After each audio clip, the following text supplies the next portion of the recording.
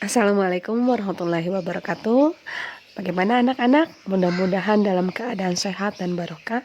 Ketemu lagi di semester 2 ini mempelajari tentang sejarah Indonesia dengan Ibu Erika. Apa saja yang akan kita bahas pada materi ini adalah sistem dan struktur politik ekonomi Indonesia masa reformasi 1998 sampai dengan sekarang. Dan apa saja kompetensi dasar yang harus kalian miliki, yang harus kalian kuasai adalah bagaimana peranan para pemuda dalam mengatasi dan dalam mengisi reformasi ini, diawali dari latar belakang reformasi. Apa saja latar belakang reformasi itu bisa kalian lihat dari slide-nya.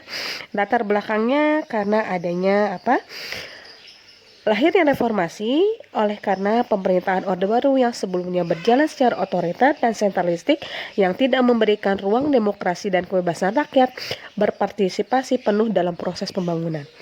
Nah, di sini kita garis bawahi apa arti reformasi. Merupakan suatu gerakan yang menghendaki adanya perubahan kehidupan masyarakat, berbangsa dan bernegara ke arah yang lebih baik secara konstitusional. Nah, di sini gerakan reformasi diawali ketika Presiden Soeharto meletakkan jabatannya sebagai presiden pada 21 Mei 1998. Nah, di sini Ibu akan bertanya, mengapa Presiden Soeharto sampai meletakkan jabatannya padahal beliau bertahan selama 32 tahun? Itu pertanyaan yang pertama yang harus kalian jawab. Proses kejatuhan Orde Baru telah tampak ketika Indonesia mengalami dampak langsung dari krisis ekonomi yang melanda negara-negara di Asia. Ketika krisis ini melanda Indonesia, nilai rupiah jatuh secara drastis sehingga menggerus di segala bidang kehidupan, baik ekonomi, politik maupun sosial. Oke. Apa yang terjadi pada saat itu adalah demokrasi yang tidak sehat dan terbebas dari praktek korupsi, kolusi, dan nepotisme. Sehingga menyebabkan mahasiswa itu melakukan demonstrasi pada saat itu. Ya. Apa saja agenda-agenda yang diinginkan oleh para mahasiswa pada saat itu adalah: 1. Suksesi kepemimpinan nasional. 2. Amandemen Undang-Undang Dasar 45. 3. Pemberantasan KKN.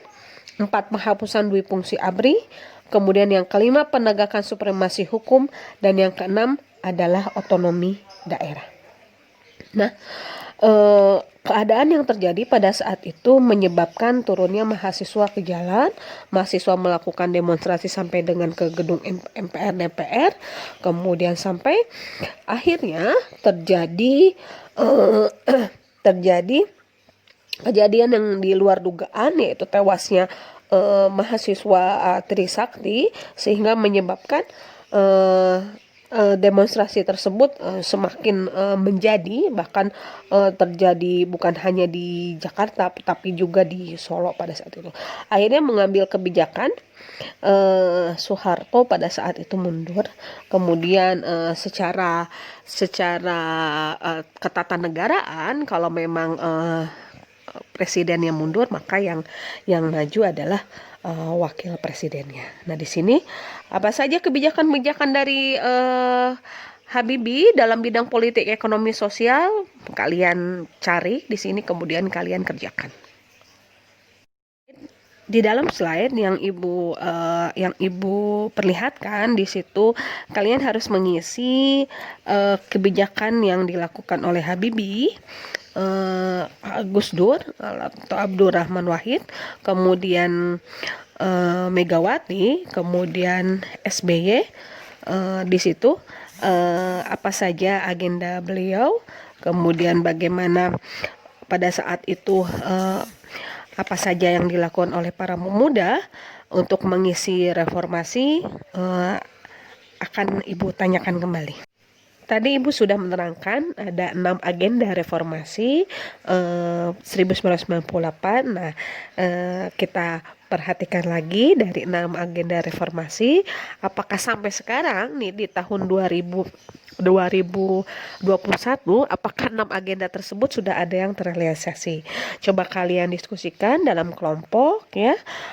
Yang satu adalah arti reformasi, yang kedua kemudian apakah sudah berjalan reformasi tersebut, kemudian yang ketiga adalah bagaimana kehidupan politik, ekonomi, sosial, kebijakan-kebijakan yang dilakukan oleh presiden-presiden kita pada saat itu apakah bisa mengatasi keadaan, itu yang harus dikerjakan dan bisa kalian kirim ke Google Classroom.